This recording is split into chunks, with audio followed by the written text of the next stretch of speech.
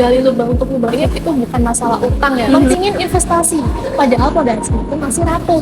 Apa sih perbedaannya dana darurat sama investasi? P3K keuangan kita ini nanti akan turun bahkan pertama kali itu kita tuh mengalami masalah. Aku fungsi dana darurat ini buat nyelamatin investasi kita. Karena kita nggak tahu juga investasi yang kita jual itu lagi laba atau rugi. Harus punya dana darurat ya Mela ya.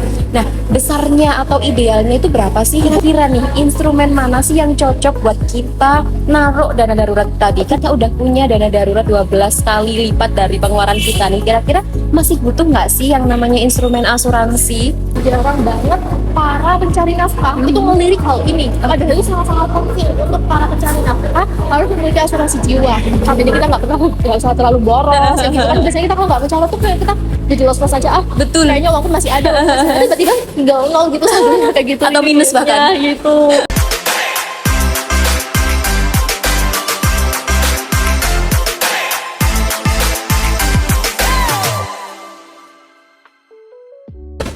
Halo Sobat Cuanki. Nah, kali ini bareng sama aku Ririn yang akan bahas tentunya topik menarik tentang finansial. Nah, di samping aku udah ada seseorang yang sangat cantik. Boleh kenalan dulu siapa nih narasumber kita pada hari ini? Halo Ririn, di sini aku Mela. Di sini aku mungkin akan nemenin kamu ya bahas topik penting atau menarik masalah keuangan di podcast Cuanki ini. Oke, nah nih kakak cantik nih gimana nih kabarnya hari ini dan kira-kira mau bahas apa hari ini? Ih, malu banget aku dari tadi dipanggil cantik mulu ya. Pasti kabar aku baik banget sih, Rin. Aku senang banget kali ini soalnya udah diberi kesempatan diundang buat ngisi podcast di Cuanki ini. Nah, kira-kira kita nih ada topik menarik nih. Aku pengen bahas tentang yang lagi hype juga di anak muda ini tentang gali lubang tutup lubang. Nah, kira-kira apa sih yang ngebuat anak muda khususnya itu kayak finansial dan cash flow-nya itu goyah, Mela? Oh, mungkin kalau masalah gali lubang untuk lubang ini dimaksud itu bukan masalah utang ya, guys. Jadi banyak tuh anak muda zaman sekarang itu lebih mentingin investasi, padahal pondasi itu masih rapuh. Nah, apa sih maksudnya? Baratnya aku tuh lebih fokus buat mempercantik atap rumah gitu. Padahal aku udah tahu pondasi rumah aku tuh udah kokoh apa belum, udah kuat apa belum kayak gitu.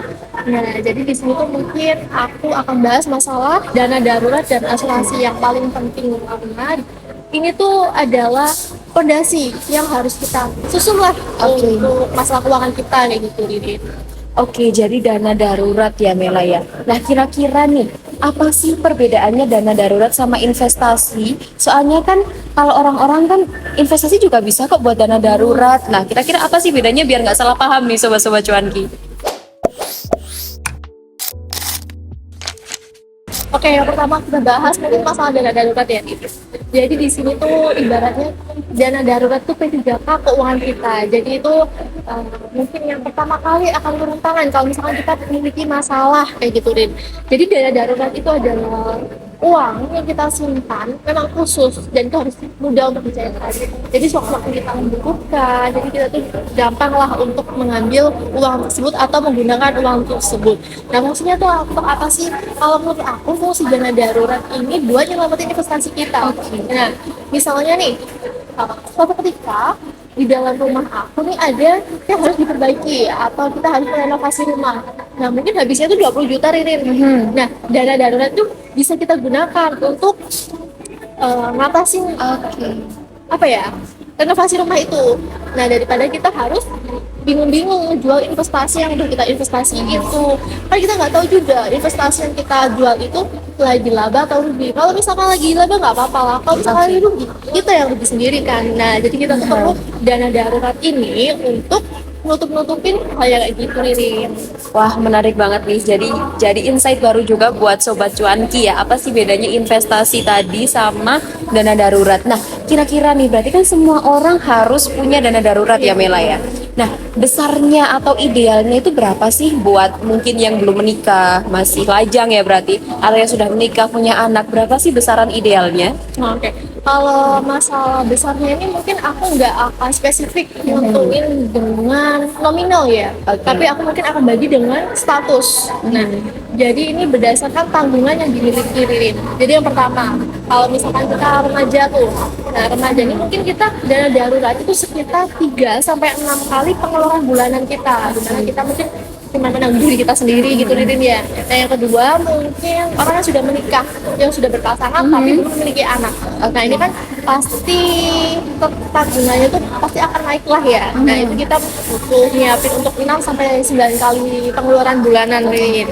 Nah yang ketiga ini yang paling penting, yaitu ketika kita sudah menikah dan kita memiliki anak. Nah tanggungan kita ini lebih tinggi lagi atau lebih udah nambah lagi. Jadi kita perlu menyiapin yang lebih besar lagi dananya, yaitu sekitar 9 sampai 12 kali lah dari pengeluaran bulanannya. Kita nggak tahu misalkan nanti anak kita atau kita sendiri nanti sakit atau gimana. Jadi itu pasti kalau itu misalkan sendiri-sendiri nggak apa-apa. Kalau misalkan waktu barengan dan dana darurat ini bisa nutupin hal kayak gitu. Oke, nah kan tadi cukup besar ya 3 sampai 12 kali pendapatan bulanan atau kebutuhan bulanan. Nah, kira-kira nih instrumen mana sih yang cocok buat kita naruh dana darurat tadi? Kan katanya tadi kalau investasi kan nggak tahu ya kita untung atau rugi ya. Kalau dana darurat kan berarti harus yang aman-aman aja nih. Nah, kira-kira di mana nih? Atau biasanya kalau ibu-ibu itu di bawah bantal, apakah masih relate nih di zaman sekarang ini? Gimana nih menurut Mela? Iya, betul banget sih. Emang zaman dulu itu ibu-ibu tuh sering banget lebih suka nyimpan uang di bawah bantal. Nah, soalnya tuh emang gampang banget buat ngambilnya. Jadi kalau misalkan kita tiba-tiba ada orang jual cilok tuh kita pengen, kita langsung beli. Nah itu mungkin ini buat kebutuhan sehari-hari ya. Tapi kalau buat dana darurat itu kita nggak perlu harus nyimpen kayak gitu. Jadi kita mungkin dari 10 kali dana darurat itu 2 kalinya itu kita pegang secara cash. Jadi kalau misalkan nanti kita butuh secara mendadak, kita udah punya uangnya. Nah, 8 kalinya gimana? Bisa kita simpan di rekening. Tapi kita harus bedain rekening antara gaji juga antara rekening kebutuhan sehari-hari. Jadi kita bedain khusus untuk dana darurat Ririn. Jadi itu nggak akan terpegang-pegang buat di luar konteks masalah urgent yang kayak gitu. Nah, bisa juga kita simpan di reksadana pasar uang. Karena itu bisa nanti kita cairkan sewaktu-waktu juga kan. Nah, tapi harus kita ingat juga tujuan kita itu buat simpan dengan secara aman. Jadi kita mudah mencairkan juga kita saat membutuhkannya, bukan untuk mencari keuntungan yang besar gitu Ririn.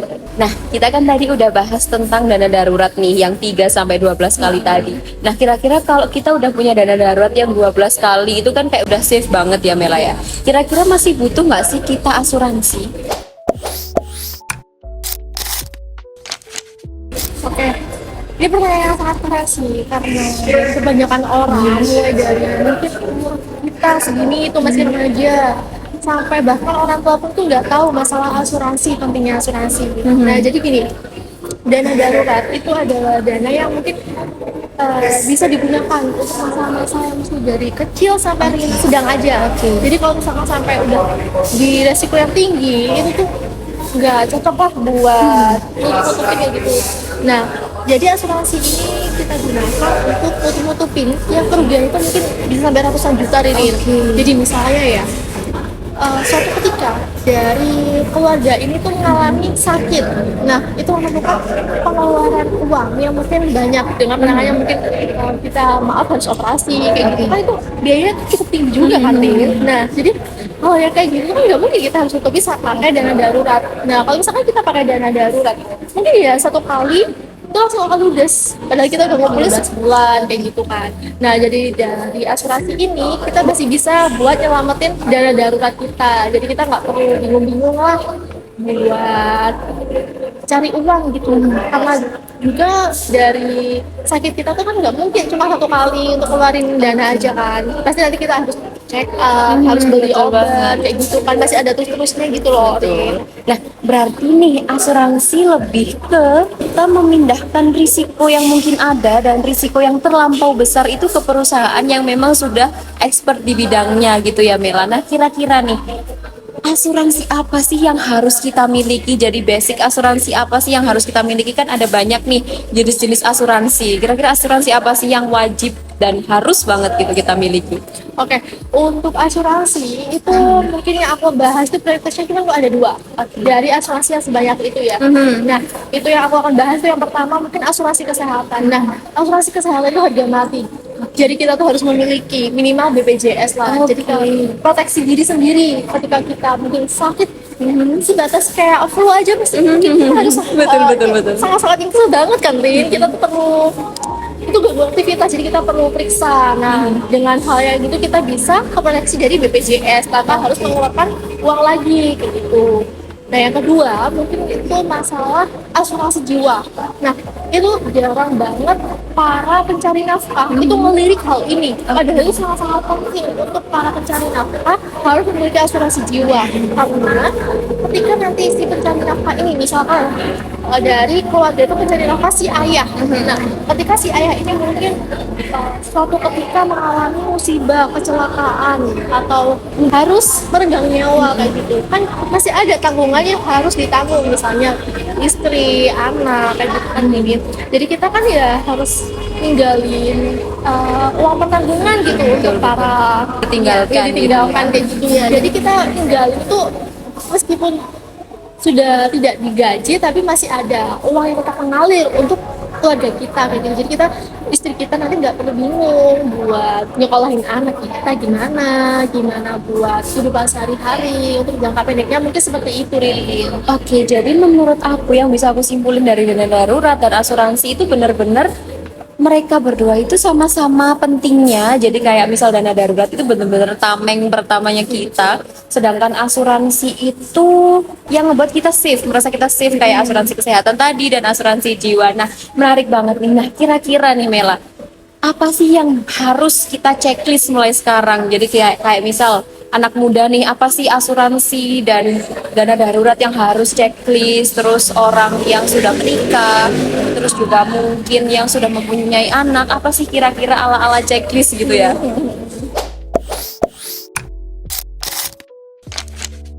Oke, ini kita lanjut ke bagian checklist ya. Nah ini mungkin hal-hal yang perlu kita siapin mulai dari sekarang. Fokusnya ke gimana sih dana daruratnya itu ya harus disiapin tuh seberapa sih asuransinya itu seperti apa yang harus kita pilih sih kayak gitu ya Rin. Mungkin di sini aku bahas berdasarkan status sih ini ya.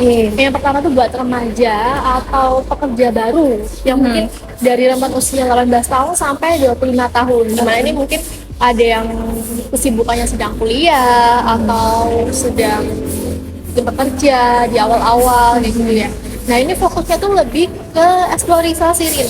Jadinya tuh lebih fokus untuk upgrade skill. Jadinya mungkin cari-cari jati diri seperti itulah.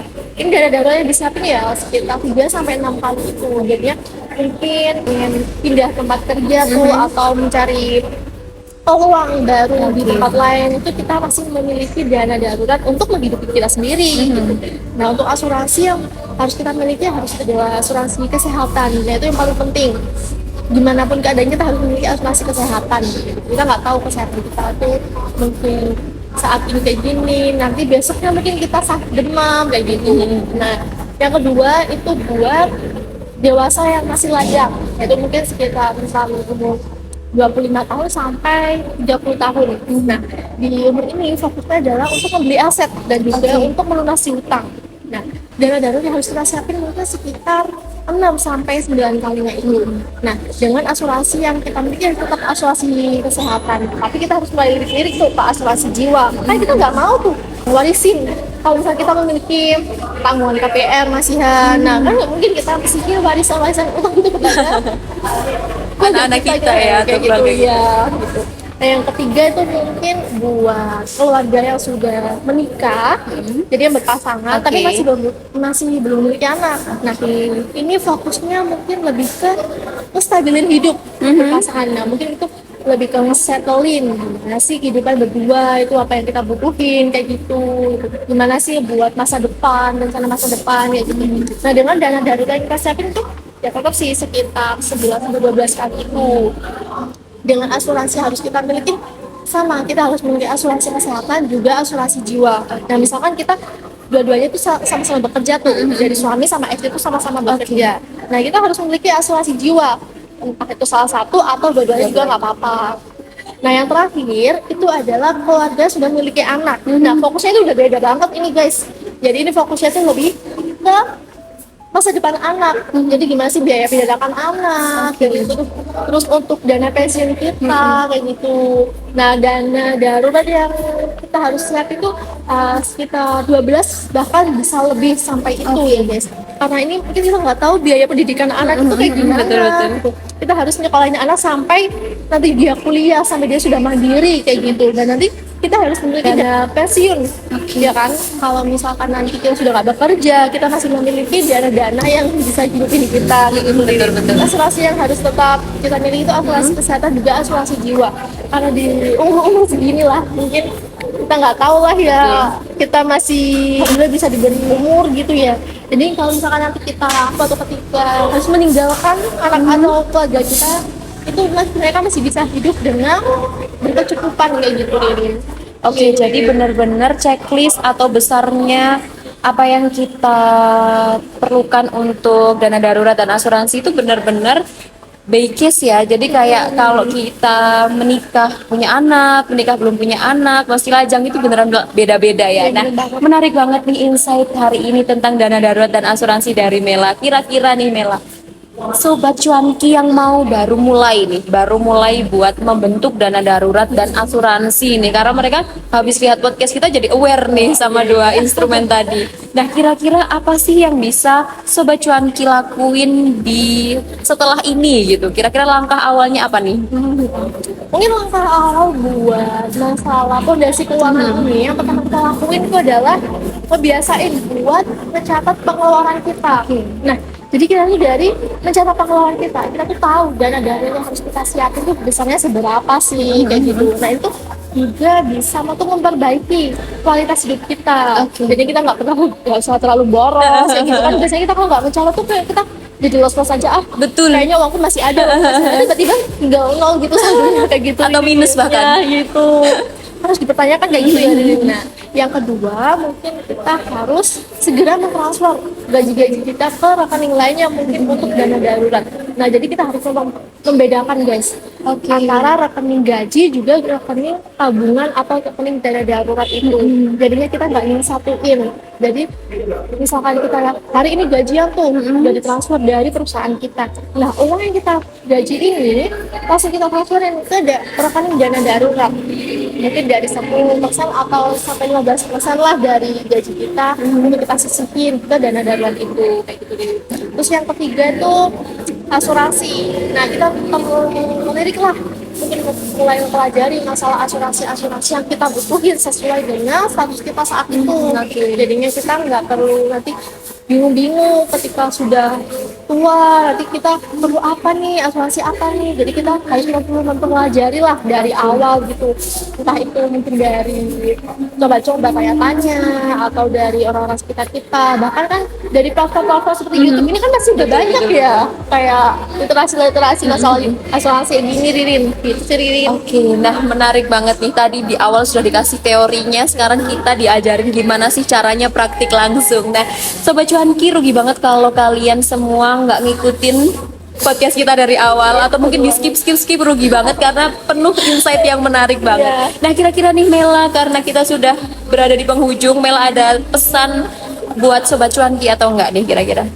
Oke, buat Sobat Cuanki yang mungkin sedang kebingungan nih gimana cara ngaturnya, ini platform yang cocok buat kita, bahan belajar kita kayak gitu ya. Gimana sih dana darurat itu sangat penting buat kita dan asuransi itu juga penting buat kita. Jadi tuh kita perlu mempelajari hal yang kayak gini, mungkin kita sepelein gitu di kehidupan kita sehari-hari kayak gitu. Mungkin gitu sih Rin. Oke, terima kasih. Jadi kesimpulannya benar-benar buat generasi muda nih harus mulai aware buat fondasi finansial dan lain-lainnya, karena memang kalaupun kita punya uang yang banyak gitu ya, misal gaji yang besar, kita kalau bingung manage-nya, nggak bisa manage-nya kan juga gimana juga kan ya. Nah Sobat-Sobat Cuanki, jangan lupa buat share, komen, dan juga subscribe YouTube kita, karena kita bakalan share insight-insight menarik lainnya. Terima kasih Mela buat waktunya. Saya Ririn, pamit undur diri. See you.